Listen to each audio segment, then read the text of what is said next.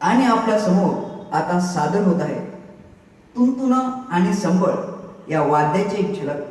सर्वप्रथम तुंतुन वाद्य.